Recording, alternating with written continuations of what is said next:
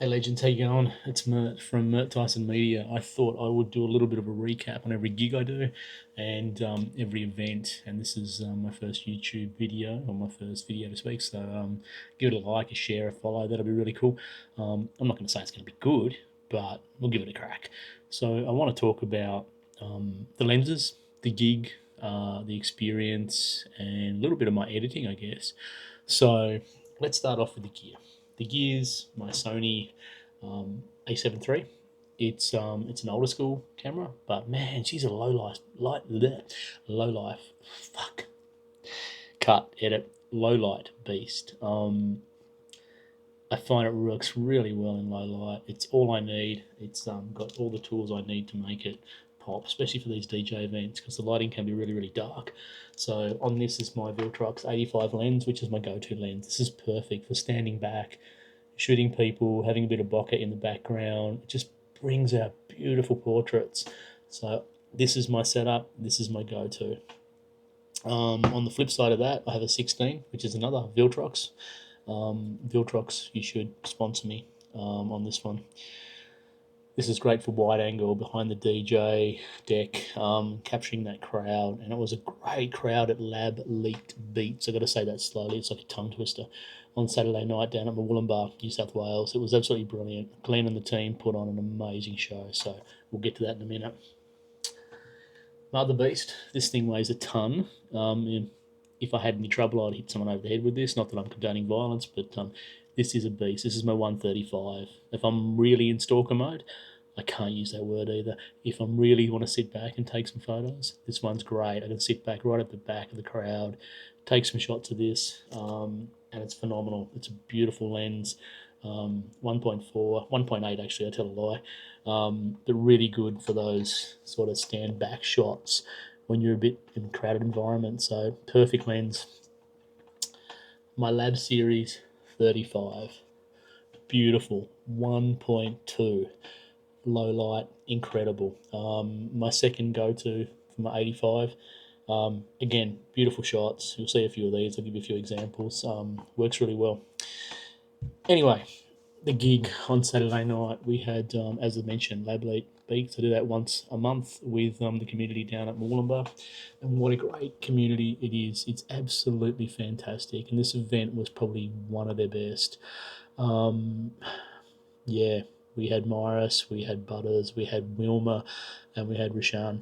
So all DJs are on fire. And the community, what beautiful people. So I'm going to show you a few photos. So yeah, check a few of these photos out. I'll put them up as we go through this video, and I'll explain a little bit of my editing style as well, how I edit some of these dark light shots. So just the way I do it, I love oversaturated color. I love mist, fog, haze, good lighting, and I must admit, Victor, Rob, the team down there, Glenn, you put on an amazing backdrop. Just to give you some context, you'll see it in the photos. The backdrop was a beautiful fireplace. It had pictures. It had a candelabra, a chandelier on the DJ stage.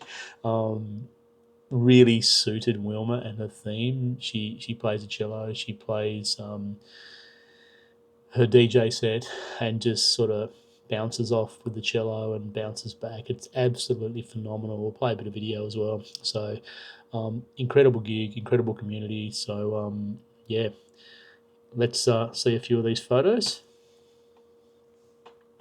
And let me take you through a little bit of a random edit to one of these photos. Very dark, underexposed, should I say, not overexposed, underexposed shot. Really simple to fix. So what I'll first do is I will basically look at straightening this. So I'll do an auto phase on that, pretty much straighten it. I'm happy with the way the photo sits. I'll add some exposure. It'll bring it right out. So it's pretty much in clarity. So I've really overexposed that now. So it's brought it right out. I'll add some texture, a little bit of texture down the bottom here using Lightroom. As I said, I'm using Lightroom for those who don't know. A little bit of dehaze brings that smoky effect. Also makes him a little bit red. If you don't like that red effect, drop your temp down a little bit and your tint and go to vibrant to move that down. You get that more skin tone effect. on the left-hand side, you've got some presets. I always enhance close. I added these as my favorites because they're the things I use all the time. Um, Things like glamour shoots and darken eyebrows, darken beard. In this instance, I won't use any of that. I'll just use the close. Make that a little bit cooler. I'm going to add that vibrance back again because I really love oversaturated, as I said. I like to vignette my photos. So I'm basically going to add a little vignette to that, which I do to most of my shots. It's my style. It's the way I like it. So it's pretty much it. Um, a little bit more overexposure again. I think it's a fair bit of clarity in that shot. I'll add a little bit more clarity. When you bring the clarity and the texture out, it also brings out the facial features. So there's an option here to smooth out the facial skin a little bit if you wanted to. Just takes away that harshness. I think the saturation's cool. I think the vibrance is cool. I'm actually quite happy with the way that is. I don't think I need to do too much more. I'll run a denoise through this because there's a lot of noise for dark light. Um, I'm going to enable profile corrections and remove the chromatic aberration. And that's it. That's my photo. I'm pretty much happy with that. That's how I'm going to leave it, and I'll show you how that comes out in post. So cool. Cheers, guys.